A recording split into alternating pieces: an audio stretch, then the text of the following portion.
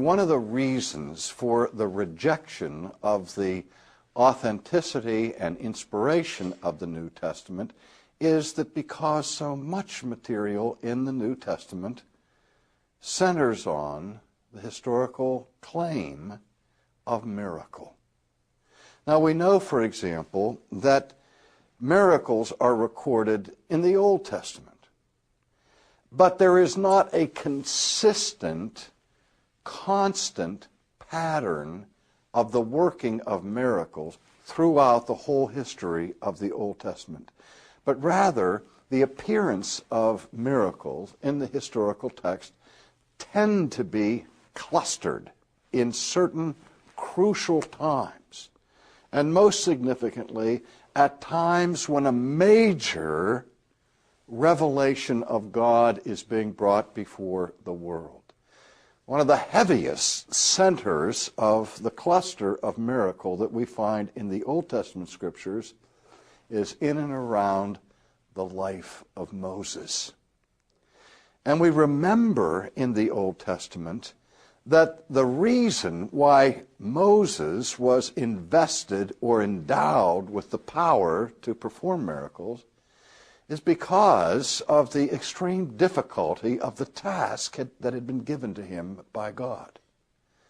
You remember that when God commissioned Moses and told him to go to Pharaoh and say, "Let my people go," and to go and tell the people of Israel to follow him in this Exodus experience, Moses said, how are they going to know that you are speaking to me and that the word that I will be proclaiming will be your word? And remember, God said, "Moses, put your hand in your cloak," and he did. And then when he pulled it out, it was leprous. He said, "Put it in there again." And when he pulled it out the second time, it was clean. He said, "Take your staff and throw it on the ground." And he did, and it turned into a snake. He said, "Now reach down and pick it up," and it turned back into a stick. And we know of the contest that Moses had with the magicians of Pharaoh's court. Well, we see the same marvelous display of the supernatural with the advent of the new age of prophecy, with the appearance of Elijah and Elisha in the Old Testament. But you don't read about miracles performed by David or by Solomon or by Jeremiah or by some of the greatest people who appear in the Old Testament. Not even with Abraham do we read of Abraham's performing miracles. So there has to be some reason that God had in history to cluster these miracles the way that he did. But there is no place where we see such a heavy concentration of miracle than when Jesus appears on the earth. One literary critic of the New Testament said, one thing is unmistakable, and that is that the record of Jesus is a record that is ablaze with miracles. Now the question is, do we trust them? Are they true? 19th century naturalism denied them wholesale. 20th century neoliberalism, as I saw mentioned with Bultmann, categorically deny the historical reality of these miracles. In fact, one of the elements of so-called higher criticism or form criticism is by looking at various passages in the New Testament and seeing the literary form in which they occur. And one of the things that the form critics have done is they have examined the miracle stories to see if there is a pattern that is repeatable. And they have noticed such a pattern of these so-called miracle stories where a severe problem like a disease or a malady or affliction is first described. It's kind of the before and after of the before and after story. And then the actual work is performed, that is the miracle, the result of which is some kind of deliverance or rescue. And then the characteristic response in this pattern is one of amazement. or astonishment. When you learn Greek in seminary, one of the first words that you have to learn in the Greek language is the word thaumatsai, which means to be astonished.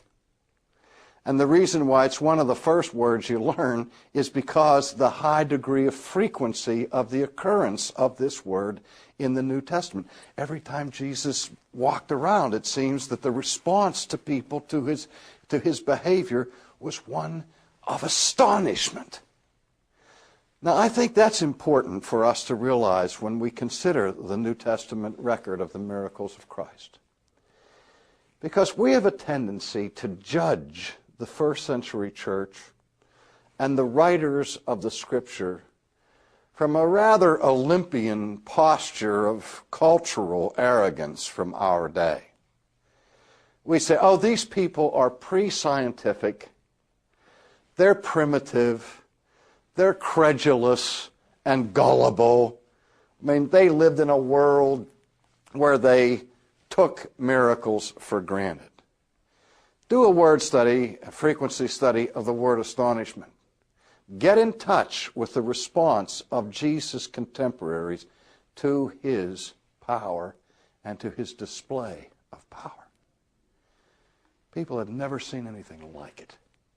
And I don't care what period of history people lived in, seeing somebody raised from the dead who was dead and entombed for 4 days was not commonplace.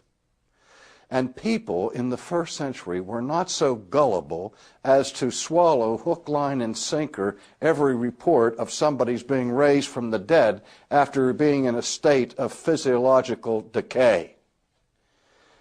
People in the first century were not stupid. They were not dummies. Neither can it be justly said of them that they were unscientific or even pre-scientific. Now, they didn't know what is known in our day scientifically, just as we don't know what presumably will be known in the next century scientifically, and they may look at us with the same kind of arrogance and say how naive we are with some of the views we cling to. But the fundamental issue here, with respect to the New Testament record surrounding the works of Christ, is the question of whether we believe there is a God who has the power to create a universe ex nihilo. Once that's established, then the only question is it this God who is manifesting his endorsement of this person who is displaying these powers that are recorded? You know, it's interesting that the first century critics of Jesus never denied that he was doing miracles. They were so obvious. But the Pharisees denied the source of his power, said that he was doing these things through the power of Satan. But at least they recognized that the power that Jesus manifested while he walked on this earth was superhuman, was extraordinary, and was attended by miracles. Now, before we look at an example or two of miracles, I want to ask the question, what were the functions of miracles in the New Testament? Why miracles? And why don't